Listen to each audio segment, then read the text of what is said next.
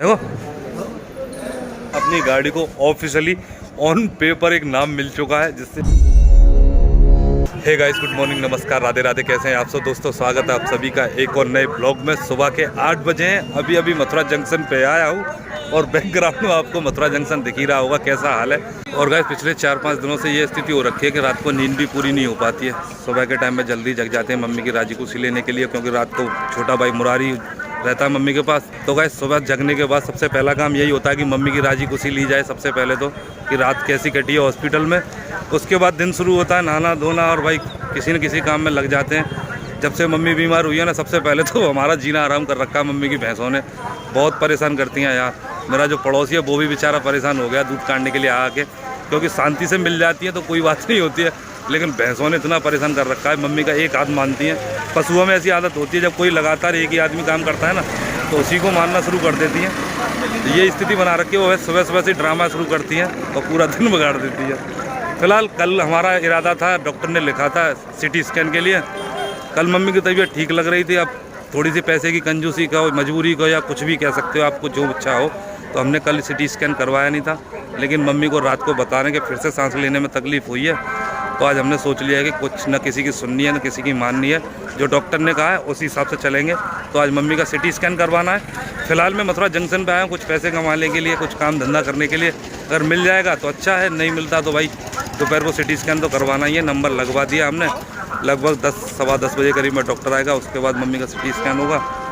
फिलहाल देखते हैं। मथुरा जंक्शन तो आपको दिख रहा है, आज फ्राइडे है, फिर भी बिल्कुल पूरा का पूरा मैदान साफ़ है। 2-4 बंदे घूमते हुए नजर आएंगे, उनमें से ज़्यादातर ड्राइवर हैं। और हमारी जितनी मित्र मंडली है सभी लाइन लगा के खड़ी हुई है मेरी तरह उम्मीद में। हालांकि मेरी तरह कोई और परेशान नहीं है, कि जितनी मेरी स्थिति ख़राब चल रही है वैसी किसी की नहीं है। पर बंसी वाले पे भरोसा है, आज नहीं तो कल सब कुछ ठीक करेगा। जब बिगाड़ता वह है तो बनाता भी वही है। उम्मीद मुझे भी यही है। चलिए शुरू करते हैं आज का ब्लॉग। तो लास्ट तक बनी रहिएगा, पूरा वीडियो देखिएगा। अगर वीडियो अच्छा लगे तो प्लीज़ वीडियो को लाइक करना, चैनल को सब्सक्राइब करना, अपने इस भाई को सपोर्ट करना। और गाइस इस वक्त आपके सपोर्ट की कुछ ज़्यादा ही ज़रूरत है। केवल चैनल सब्सक्राइब करने से मतलब नहीं है। मम्मी के लिए भी थोड़ी सी दुआ मांगी है यार, मुझे ज़रूरत है आपकी दुआओं की।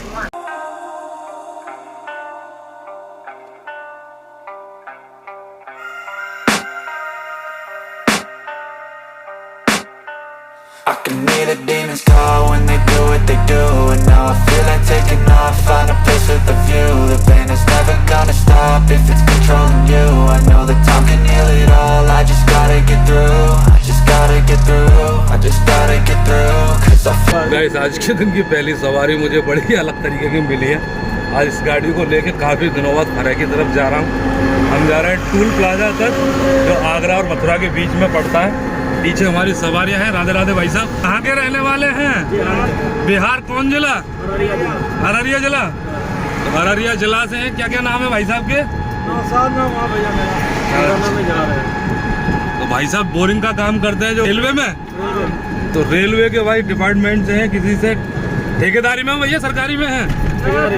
ठेकेदारी में है। चलिए सुबह काफ़ी देर इंतजार करता रहा यार, सवारियाँ ही नहीं मिली, तब जाके ये भाई साहब मिले।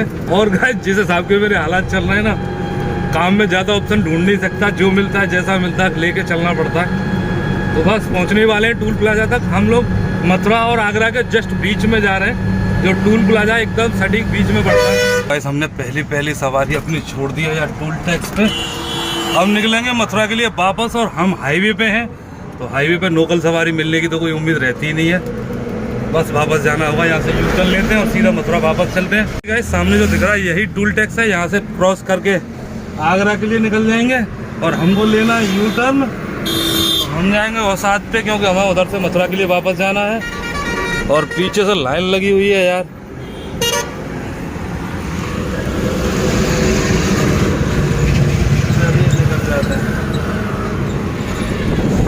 ये लीजिए गाइस, अब हो गए हम मथुरा के लिए रिटर्न। ये टूल टैक्स जो मथुरा जंक्शन से लगभग 25 किलोमीटर के करीब पड़ता है। और भाई पूरा हाईवे का रूट है, तो इस पर सवारियां तो हमें बहुत मुश्किलों से मिलेंगी, क्योंकि हाईवे के राजा ये है जो मेरे सामने ऑटो चल रहा है, ये बड़े वाले CNG ऑटो।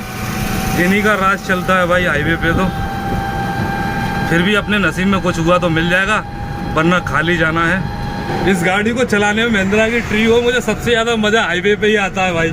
कितना भी भगा लो और इतनी स्मूथ चलती है। हाईवे की जो रोड है ना इतनी अच्छी कर दी है अब कि पता ही नहीं चलता गाड़ी रोड पे चल रही है या हवा में चल रही है। बहुत मक्खन रोड कर रखी है भाई, हल्का सा भी झटका नहीं आता, गाड़ी एक ही लय में चलती रहती है बिना कोई दिक्कत के। वैसे भी चक्कर लगाना मेरे लिए बहुत ज़्यादा ज़रूरी था यार, ज़्यादा ऑप्शन में चूज़ नहीं कर सकता, इस वक्त हालात नहीं है मेरे कि मैं अपनी मर्ज़ी के हिसाब से चलूँ कि मुझे कहाँ जाना है कहाँ नहीं जाना है, क्योंकि थोड़ी देर में मेरे को कॉल आने वाला है, फिर मुझे पहुंचना है हॉस्पिटल। तो हॉस्पिटल वालों ने कल का हमें लिख के दे रखा है मम्मी के सिटी स्कैन के लिए, तो फ़ोन जैसे ही आएगा तो मुझे वहाँ जाना पड़ेगा, मम्मी को सिटी स्कैन कराने के लिए ले जाना है हॉस्पिटल में जिसमें भर्ती हैं, वहाँ पे ये सुविधा उपलब्ध नहीं है, तो हॉस्पिटल ही दूसरे हॉस्पिटल में जाके करा के लाना पड़ेगा। तो गाइस जैसा कि मैं आपसे कह रहा था कि आज मम्मी को लेके जाना है सिटी स्कैन के लिए, तो मैं डीएस हॉस्पिटल आ गया हूँ और अभी मम्मी को एम्बुलेंस में बैठा के सिटी स्कैन कराने के लिए मीनाक्षी डायग्नोस्टिक सेंटर ले गए। यहाँ इस हॉस्पिटल में सिटी स्कैन की सुविधा नहीं थी, तो मम्मी को अभी ऑक्सीजन लगी हुई है। कल रात को ऑक्सीजन नहीं थी, कल सारा दिन ऑक्सीजन की ज़रूरत नहीं पड़ी, लेकिन रात में थोड़ी सी तबीयत बिगड़ी, फिर से ऑक्सीजन की ज़रूरत पड़ने लगी, तो ऑक्सीजन वाली एम्बुलेंस बुलानी पड़ी, उसी में लेके गए। मुझे ले नहीं गए क्योंकि कई लोग हो गए थे, मौसी का लड़का आया हुआ है वो भी बैठ गया, छोटी सिस्टर तुलसी भी और छोटा भाई मुरारी भी, और एक इनका स्टाफ का बंदा। 5 लोगों की जगह होती है उस एम्बुलेंस में, इससे ज़्यादा जगह नहीं होती। तो मैं बाहर हॉस्पिटल का इंतजार कर रहा हूँ उन लोगों के आने का। काफ़ी देर हो चुकी है, लगभग आधा घंटा हो गया, तो आ रहे होंगे वापस सिटी स्कैन करवाने के बाद, तब मम्मी से मिलाऊंगा, आपको बताऊंगा कि क्या हाल है, कैसी सेहत है अब। और डॉक्टर अभी सुबह राउंड पे जो आते हैं ना, वो बता रहे थे कि मम्मी को डायबिटीज़ की वजह से निमोनिया हो गया है, उसकी वजह से सांस लेने में तकलीफ़ हो रही है। अब यार ये तो मेरी भी समझ के बाहर है, इतनी दवाइयाँ चल रही हैं उसके बावजूद भी निमोनिया हो गया है, तो कोई ना कोई प्रॉब्लम तो है जो डॉक्टर शायद पकड़ नहीं पा रहे हैं। और हम लोगों के दिल में भी बहुत से डाउट आ रहे हैं डॉक्टर को लेके। 5-6 दिन हो चुके हैं, एक दिन राहत मिल जाती है, हम लोग खुश हो जाते हैं कि अब मम्मी ठीक है, कल छुट्टी हो जाएगी या परसों छुट्टी हो जाएगी। कुछ देर बाद ही फिर से फ़ोन आता है कि भाई तबीयत फिर से बिगड़ी है, ऑक्सीजन की ज़रूरत पड़ रही है। तो समझ में नहीं आ रहा कि ड्रामा हो क्या रहा है। वो एक सोनू निगम का गाना था ना कि हर घड़ी बदल रही है ज़िंदगी, वही वाला कल आजकल वाला प्रोग्राम चला हुआ है। 2 मिनट बाद क्या हो कुछ समझ में नहीं आ रहा यार। ऐसे मामलों में हम जैसे लोग होते हैं ना जो कम पढ़े लिखे हैं या डॉक्टरी लाइन की कोई जानकारी नहीं है, उन लोगों के लिए बहुत ज़्यादा मुसीबत है ना हॉस्पिटलों में आना। बिल्कुल बेवसा महसूस करते हैं, और ख़ासतौर से मेरा जैसा आदमी तो और ज़्यादा बेबस हो जाता है कि ना तो भाग सकता है, ना दौड़ सकता है, ना किसी काम में आ सकता है। कभी कभी अपने ऊपर बहुत गुस्सा आता है जब ये मजबूरी ऐसी कोई सामने आती है ना जहाँ मेरी ज़रूरत हो और मैं कुछ काम ना कर पाऊँ, तो बड़ा अफसोस सा और बड़ी गुस्सा आती है खुद पे यार कि क्या कर लिया मैंने जीवन का। गाइस मम्मी जो गई थी ना सिटी स्कैन के लिए, वो वापस आ चुकी है एम्बुलेंस की। अगर आपको आवाज़ आ रही हो तो आज जो सिटी स्कैन की रिपोर्ट आ जाएगी उससे पता चलेगा मम्मी को असल में तकलीफ है क्या, किस वजह से ऑक्सीजन लेने में दिक्कत हो रही है। गाइस यही एम्बुलेंस है जो मम्मी को लेके गई थी, बैग में अब आ रही है मम्मी, सिटी स्कैन होके आ चुका है। देखो ये छोटू हमारा देवता है, मतलब हम इसके नाना हैं, मजाक नहीं कर रहा सच में यार। मेरे ताऊ जी के बेटे हैं, भतीजी है, उनका बेटा है, तो हम नाना हो गए कि नहीं हो गए इसके। वही ये मम्मी को देखने आए। हेलो कर दो ऐसे करके, हेलो हेलो, क्या नाम है? सम्राट नाम है इसका भाई। तो ये हमारे जीजा जी हैं छत्तीसगढ़ वाले। तो वैसे मम्मी का सिटी स्कैन होके आ चुका और फिलहाल हमने लिटा दिए, तो नींद आई हुई है मम्मी को क्योंकि लगातार दवाइयाँ चल रही हैं। ये मम्मी का मॉनिटर चल रहा है, बीपी पल्स वगैरह सब कुछ नॉर्मल आ रही है। अब बस ऑक्सीजन की जो कमी चल रही है उसी में दिक्कत आ रही है, मम्मी को सांस लेने में तकलीफ़ हो रही है, इसी वजह से फेफड़ों का सिटी स्कैन हुआ है। और उसमें डॉक्टर अभी जो जांच करने आए थे वो बता रहे थे कि निमोनिया की शिकायत है इनको, अब उसकी दवाइयाँ और चलेंगी। बस यार कैसे भी करके मम्मी जल्दी से ठीक हो जाए तो हमें भी राहत मिले। इस काम की वजह से मैं हॉस्पिटल आया था, वो काम हो चुका है। मम्मी का जो सिटी स्कैन होना था वो हो गया है, मम्मी बेड पे पहुंच गई हैं अपनी पे, और अभी 1:15 बजा हुआ है। तो मैं निकल रहा हूँ घर के लिए कुछ खाना पीना खाने के लिए। या हॉस्पिटल मेरी छोटी सिस्टर तुलसी और चंचल दोनों रुकी हुई हैं, जो मम्मी को देखने के लिए ताऊ जी के लड़के वगैरह और जो हमारी भतीजी वगैरह आए थे वो भी चले गए। तो सबको विदा करने के बाद अब मैं निकल रहा हूँ घर के लिए, खाना पीना खा जाते हैं। अगर कोई इमरजेंसी होगी तो फिर भाग के आ जाएंगे, ज़्यादा दूर नहीं है हमारा घर, यहाँ से 5-6 किलोमीटर की दूरी पे ही है। चलिए घर निकलते हैं, खाना पीना खाते हैं, थोड़ा सा अपन को भी राहत मिल जाएगी। और वैसे भी आज काम करने के लिए निकला था सुबह, एक चक्कर फरे का लगा दिया तो मेरी जेब में भी कुछ आ गया है। अब यार पूरी तरह से पहले की तरह तो काम नहीं कर पा रहे, मम्मी की तकलीफ़ आपको पता ही है कैसी चल रही है, लेकिन कुछ ना कुछ आता रहे ना तो घर में थोड़ा सा बैलेंस बना रहता है। गाइस जैसे हमारा नाम हमारी पहचान होती है ना एक दूसरे को जानने के लिए कि ये मनोज है, ये भूरा है, या कि ये फलाना, ये ढिमकाना, वैसे भाई गाड़ियों की भी पहचान होती है, गाड़ियों का भी नाम होता है और वो होता है उसकी नंबर प्लेट। आज जब मैं सुबह फरे के लिए सवारी लेके गया था और वापस आ रहा था तो मेरा टाइम हो गया था गाड़ी का जो शोरूम होता है महिंद्रा का वो खुलने का।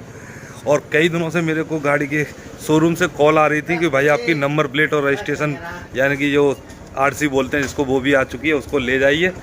फिलहाल ये हमारा पड़ोसी है परवेश। कहाँ से आ रहा है भाई? कचहरी से आ रहा है। तो वहाँ से मुझे कॉल आ रही थी लगातार, लेकिन हम लोग लगे हुए थे मम्मी की भाग दौड़ में। तो आज जब मैं वापस आ रहा था तो वहाँ पर रुक गया था इस नंबर प्लेट को लगवाने के लिए। तो आज अपनी गाड़ी पे नंबर प्लेट लग गई है। अपनी गाड़ी को ऑफिशियली ऑन पेपर एक नाम मिल चुका है जिससे इसकी पहचान हो सकती है। ये फलानी गाड़ी है UP 85। आगे का नंबर मैं ज़्यादा नहीं दिखा रहा हूँ भाई, कोई प्रॉब्लम ना आ जाए इस वजह से। वैसे अपनी गाड़ी का आज नामकरण हो चुका है ऑफिशियली, सरकारी कागजों में भी अपना दर्ज हो गया है। अब चालान वगैरह नाम से मेरे से नहीं इसके से कटेंगे, तो थोड़ा सा सावधानी से ज़्यादा चलना पड़ेगा, क्योंकि अब पुलिस वालों का ऐसा हो गया वो गाड़ी भी नहीं रोकते हैं। कहीं आप कुछ गलत करके या कोई सिग्नल क्रॉस कर रहे हो या कुछ भी कर रहे हो, खाली कैमरे से आपका चालान हो जाता है। तो अब और ज़्यादा सावधानी से चलना पड़ेगा। वैसे भी पुलिस वालों ने बहुत ज़्यादा परेशान कर रखा है। कल शाम को वृंदावन गया था मैं और वहीं वहाँ लाइन लगा के चालान हो रहे थे। काफ़ी सावधानी से निकल के आया था कहीं मेरा नंबर ना आ जाए। वैसे ही मेरा टाइम ख़राब चल रहा है, मम्मी बीमार है मेरी।